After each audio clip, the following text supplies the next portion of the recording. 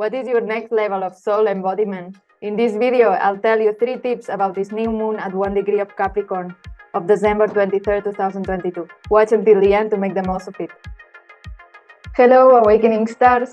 I'm so excited today to talk about this new moon at 1 degree of Capricorn. Today is the winter solstice, and we have the new moon on December 23rd, and this is really a moment of transition, not only because we are going from 2022 to 2023, but because we are being upgraded as human beings. And this has been happening every winter solstice since 2012, and especially since 2020.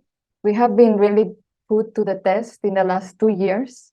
And I feel this is a moment where we really have a choice, and we have it all the time. Every moment we have a choice, but especially when the frequencies are on the rise, it is a moment to make a decision to take the wave and go up or feel drowned by it. So it is really going to be about our choices, but the map the sky is presenting is so powerful because we have 5 signs in Capricorn in this new moon: the moon, the sun, Mercury, Venus, and Pluto. This is called a stellium when 3 or more planets are joining the same sign or the same house. And I'll divide this in 3 tips as usual. So the first one is that this moon is in the 1st degree of Capricorn, and it has a Sagittarius purpose. And this reminds me of the movie Christopher Robin, which I believe is a masterpiece. Christopher Robin was the author of the Winnie Pooh books, and the movie is about where we got lost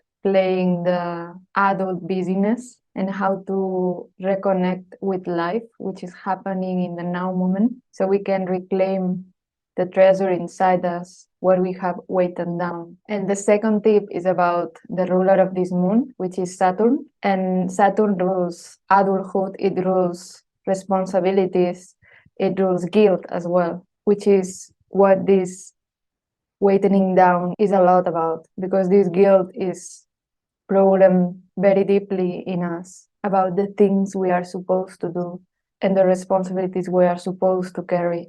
And by doing that, we forgot about the essence of Capricorn and Saturn, which is really about, it rules the skeleton, it rules the structure. So it is about owning things, taking your responsibility back, and creating a reality. But it is not necessarily about just following blindly the traditions and the collective force on what we are supposed to do with our lives. So what Capricorn is presenting us is the opportunity to upgrade our life, to go to the next level. But then the question is, what is that next level? Is it the one we feel we have to go to, or is it the upgrade of our choice, the upgrade that we really feel in our hearts? And when we do that, life becomes so much simpler. Saturn is also at the 21st degree of Aquarius, and Aquarius is a double sign, so it is upon our choices and decisions to go one side of the wave or the other. And Aquarius talks about slavery and freedom, so it is reminding us the choice that we have to continue creating slavery, because we are feeling it with our actions when we move towards doing the things we have to instead of the things we truly want to. And of course, we have responsibilities as adults, but if we look at them closer, there is a lot in them that it's not truly mandatory or that we could do from our choice, because it's very different. For example, having a commitment, which Saturn rules as well, and remembering that we chose that commitment and choosing it over out of freedom or just feeling in prison, which isn't real, because we do create our own prisons, and so we can uncreate them. And so even if we choose to continue on our commitment to something, it is up to us how we do that, because we can do it out of freedom and adding some changes to make it more enjoyable and connecting it to our purpose so we can come alive again. Because this upgrading can happen in a lot of forms. And who is going to decide the form? It's you with your choices as a creator, as the creator of your life. And this reminds me also of one of the happiest memories of my life. And this was a pretty low point in my life where I decided to travel to Peru solo. And I was on the way to Machu Picchu. And I remember the excitement that I had in that moment. I wasn't even in the mountain yet. I was just going to take the train. And I was walking with my backpack. And it was a beautiful day with the sun and the mountains. And I had one of these moments of pure bliss because of the feeling of freedom. And it is one of these life remindings of how simple it gets to be. Because sometimes we feel like things we invested so much on, or our careers or our success, understood as what others see from us instead of what we truly feel inside as success, is not exactly the same. Because sometimes these moments that are not orchestrated at all, that are the most amazing ones. And so it makes us really question, why are we making such an effort sometimes for certain things that don't even feel fulfilling? So it is not necessarily about burning all bridges and then, going on your own, which I also kind of experimented, because after my spiritual awakening, I kind of isolated myself because my sensitivity was so extreme that I kind of needed that to go deep inside. But then you realize that you can add that to your life, that you can share it with others, and that it's not necessarily about because you don't want them to influence you, you just run away. But you find points of reconciliation, and you get to experiment both. You get to experiment the freedom and the commitments with the people you love, because at the end you remember that you chose them, because at the soul level you chose everything. So for example, for me, I was in the digital marketing space for 6 years, and when I had this awakening, I felt like I had to leave it all behind.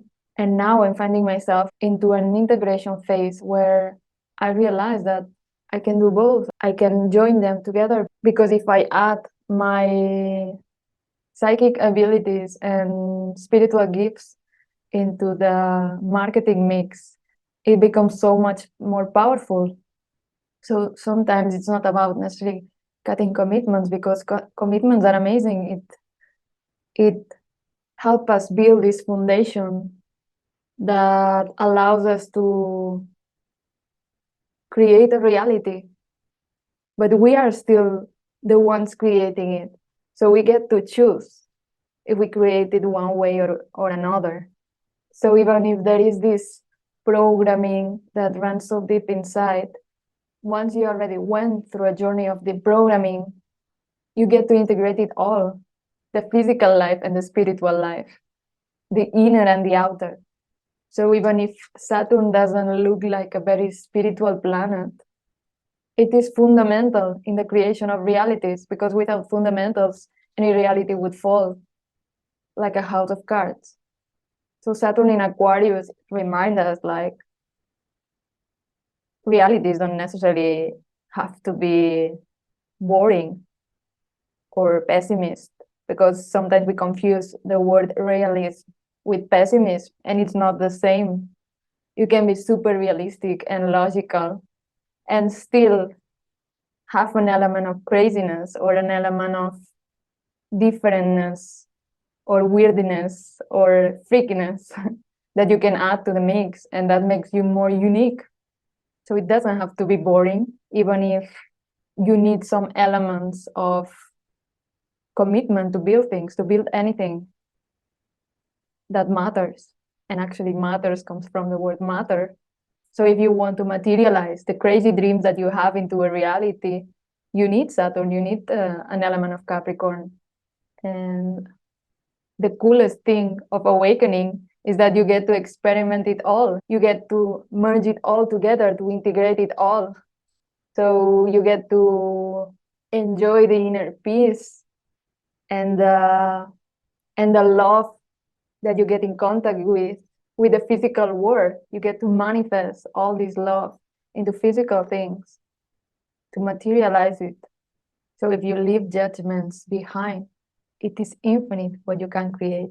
And the third point in this, which is the main aspect that the moon and the sun are making, squaring Jupiter in Aries. And the first question with this is, can you feel the fire? Because I can feel the frequency so strongly of the desire to move into action.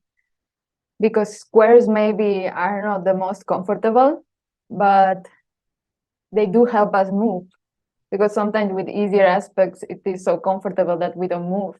But with the square and squaring in Aries, which is the first sign, and the one with the most initiative, you do feel this burning desire to do something, right?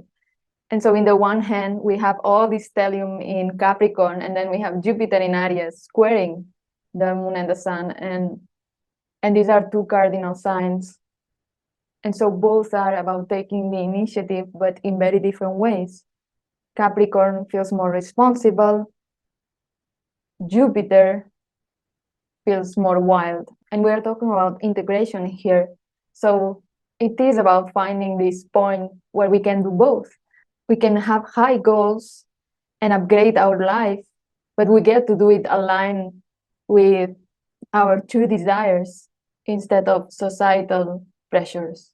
So you can either run society programs or you can run your soul programs, which don't have any limits. And that's another thing with Capricorn. It also talks about limitations.